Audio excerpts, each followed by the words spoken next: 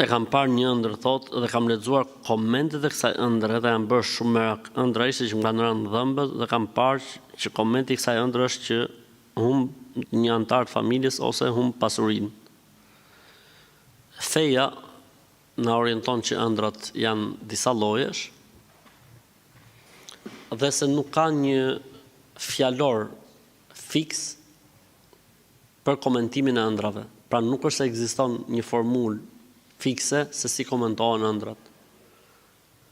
Kështu që mund të ketë ndodhur në komentimin e një ëndre kur ka pas rënë një dhëmbësh që është komentuar me vdekjen e një familjari, po ka interpretim tjetër sepse edhe kohët ndryshojnë. Ajo që unë më shumti e kam interpretuar edhe rënien e dhëmbëve është stresi. Sepse herët nuk është se kam pas rënë dhëmbët shumë, edhe ishte logjike që të komentohej në këtë formë. Kurse në këto kohë po bin dhëmbët në ëndra aq shumë sa që nuk mund të jetë vdekje familjari, sa ashtu do ishte përgjysmu bota. Kështu që i bie që të ndryshoj komenti.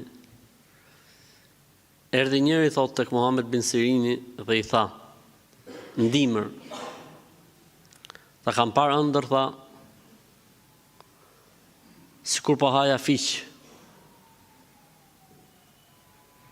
I tha Muhammed ibn Sirini, paske për të hëngër dajak. E ky i shkreti të nesërmen merr me derdh ujrat dhe po kalon te halifi aty poshtë. Ky i derdh ujrat nga terraca dhe i bin halifes e mirit. Kush e boni këtë? E hëngrit sa dajak të mirë, kam zhik. I vjen një tjetër person pranver.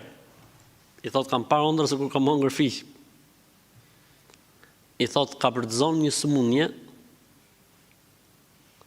Thot do të shërohesh duke e fërkuar me lythat, sythat e fikut. Atë qumshtin e kuq. Edhe më të vërtet thot ashtu ndodh. Në verë thot shef një të ëndër. Thot kam pa në ëndër thot sikur pa haja fiq mi fjalë po. I thot ke për të marrë parë shumë. Dikush i thot halifes, e di thot atë personin që e kina dënu thot atëherë, i kina hyrë hak i thot. Pse? Thot ai shkreti thot ka qenë punë vetë sa kur ka ditë që po kalosh ti poshtë aty. Pra ne thot duhet me kompensu mi kërkua hallallikun. E thrasin. Thot kërkojmë hallallikun, thot ky hallallik vetëm me parë thot, se ishte argument i ëndrës. Thonë të sa do thot kaq. I vjen vjesht, ose anë nga fillimi vjesht, thot gjë thot kam parë ëndër thot duke hëngër fiq. E tha ke për të hëngër fiq. Ke për të hëngër. Më në fund tha të thash dhe ti fiq tha. Kështu është kjo punë me fjalë, kështu që ëndrat nuk komentohen gjithmonë njësoj. Pse është komentuar një ëndër tek dikush sakt dhe ka ndodhur ashtu siç është komentuar ëndra, ky nuk është ligj në komentimin e ëndrave. Këtë e kam dëgjuar nga një dietar, nga një hoxh, nuk është se është sajuar, apo e kam dëgjuar për një hoxhë që po fliste për komentimin e ëndrave dhe ai e tha këtë dhe më bëri shumë përshtypje. Pra desha me thonë që nuk ka një formulë fikse në komentim. Po mund të orientohesh. Ka dietarë që shkruajnë për komentimin e ëndrave dhe i bëjnë lidhje gjuhësore nga Kurani, nga hadithi, por kjo gjë është dhunti prej Allahut. Është ta jep Zoti në atë moment se si e komenton.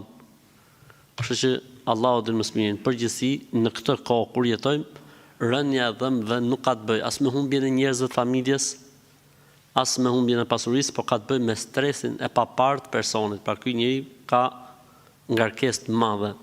Dhe kjo ngarkesë e madhe i shkakton edhe këtë lloj ëndrash, sepse kjo lloj ëndre, rënja e dhëmbëve është bërë masivitet. Pra më shumë ti që shohin njerëzit sot ëndra është kush rënja e dhëmbëve, që tregon sëmundjen më të madhe që ekziston sot, që është stresi. Allahu din më së miri. Pra unë them, nuk komentoj ëndrat, nuk marr vesh nga ëndrat, kështu që nganjëherë mund ta bëj komentin, nganjëherë tërhiqem.